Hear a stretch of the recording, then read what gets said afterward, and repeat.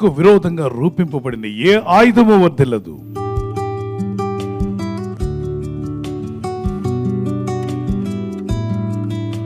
అనేక ఆయుధాలు అపవాది విసురుతూ ఉంటాడు దేవుని బిడ్డల మీదకి. కాబట్టి నువ్వు భయపడకుండా ధైర్యంగా ఉండమని వాక్యం సెలవిస్తుంది. ఈ వాగ్దానాన్ని పట్టుకొని ప్రార్థించండి. ప్రభా, నాకు విరోధంగా రూపండి ఏ ఆయుధమైనా అది వర్ధిల్లకుండా దూరపరచమని. సౌలు రాజు దావీదుని ఎదిరిస్తూ వెళ్ళాడు, దావీదుని దూషిస్తున్నాడు. ఒక ప్రాంతానికి సమీపించినప్పుడు ఒక బావి దగ్గర ఒక బావి అనే స్థలం వచ్చింది. ఆ బావి అవతల దావీదు ఉన్నాడు, ప్రవక్తలు ఉన్నారు. పచ్చగడ్డేస్తే దావీదుకి సౌలుకు మధ్యలో ఏమవుతుంది? బొగ్గుమంటుంది. ప్రవక్తలారా, మీ మధ్యలో ఉన్నవాడు నేరస్తుడు, దుష్టుడు, మంచివాడు కాదు అని నేరస్థాపన చేయడానికి సౌలు రాజు వంటి వాడు వచ్చాడు. ఇక దావీదుకి వేరే ఆప్షన్ లేదు. ప్రార్థన చేస్తున్నాడు, దేవా, రాజే, ఈ దేశాన్ని వెళ్తున్న రాజే నాకు విరోధంగా శత్రువై నా మీదకి వస్తుంటే, నా మీద నేరస్థాపన చేస్తుంటే ఎవరు నాకు సాయం చేస్తారు అని ప్రార్థన చేస్తే పైనుండి ప్రభు అన్నాడు, నా కుమారుడు దావీదు, భయపడకు. అతను రాజు అయితే నేను రారాజుని, అతను ప్రభు అయితే ప్రభుత్వం చేసే ప్రభుత్వ అధికారి అయితే నేను ప్రభువులకే ప్రభుని. నీ దేవుడు ఎవరో తెలుసా? ప్రభువులకు ప్రభు. యెహోవా ఆత్మ దావీదుకి శత్రువుగా ఉన్న సౌలు మీదకి వచ్చిందంట.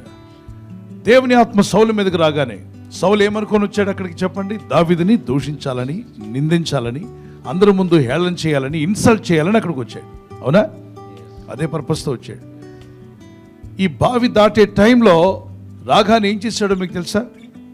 దైవాత్మ రాగానే దీవించడం ప్రారంభించాడు, బ్లెస్ చేయడం ప్రారంభించాడు, ఆశీర్వదించడం ప్రారంభించాడు.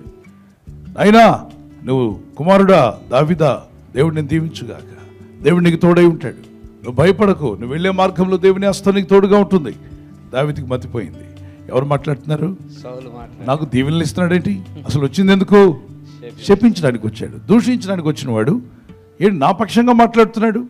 అయిలారా, మీరు దావీదుని ఏమనుకోకండి. దావీదు అంటే ఎవరు అనుకుంటున్నారు? దేవుని హృదయానుసారుడు, అతని జోలికి వెళ్ళకండి. ఇప్పుడు ఎవరికి సౌండ్ లేదు.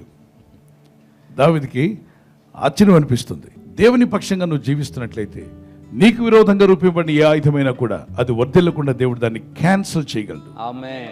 అందుకే ప్రార్థించాలి, ప్రభా, నాకు విరోధంగా, నా కుటుంబానికి విరోధంగా, మా ఆత్మీయ జీవితానికి విరోధంగా, మా సంఘానికి పరిచర్లకు విరోధంగా, ఆర్థిక విషయాలకు విరోధంగా రూపొందిన ప్రతి ఆయుధం కూడా ఏం చేయబడాలి? అది క్యాన్సిల్ అయిపోవాలి తండ్రి.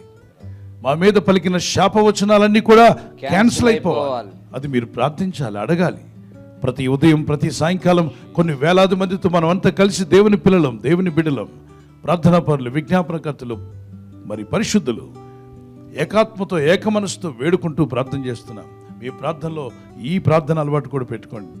నీ కాపుదలు నాకు దయచే ప్రభా అన్నటువంటి వారు ప్రార్థన చేసుకుందాం. దేవుని కాపుదలు నీకు ఉంటుందని నమ్మితే మీ చేతులు పైకెత్తండి, ప్రార్థన చేద్దాం. పరిశుద్ధమైన మా తండ్రి, నీ యందు నేను విశ్వాసం ఉంచినాను, నిరీక్షణ కలిగి ప్రార్థిస్తున్నాను. ఏ ఆయుధమైనా సరే నా మీద అది ఫలించకుండా చేయగల శక్తిమంతుడు నాయన. దురాత్మలను బంధించమన్నావు, గద్దించమన్నావు. దేవునికి లోబడి అపవాదిని ఎదిరించిన వాడు మీ ఎదురుని పారిపోతాడని సెలవిచ్చున్నావు. నాకు విరోధంగా, నా కుటుంబానికి విరోధంగా ఏ ఆయుధము రూపించబడినా అది నిరాయుధమైపోవును గాక. ఎవరినైనా మా నోటి మాటలతో గాయపరుచుంటే క్షమించండి.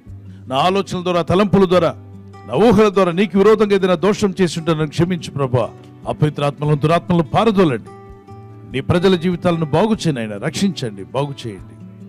ఎవరి గృహాల్లో ఎటువంటి దురాత్మ ప్రభావం ఉన్నా అది ఇప్పుడే తొలగిపోనుగాక. చేతబడి శిలంగ శక్తుల యొక్క ప్రభావం కానీ, మంత్రతంత్ర కట్లు కానీ, అపవాది యొక్క శాపములు కానీ, మనుషులు శపించిన శాపవచనాలు అవన్నీ దేవుని పిల్లల మీద నుండి కొట్టివేయబడునుగాక. యేసుక్రీస్తు ప్రశస్త నామములో వీరందరికీ చక్కని నిద్ర దయచేసి తెల్లవారు లేచి కృపను మాకిమ్మని క్రీస్తు యేసు నామములో అడిగి వేడుకుంటున్నామా పరలోకపు తండ్రి. Amen, amen. Good night. God bless you.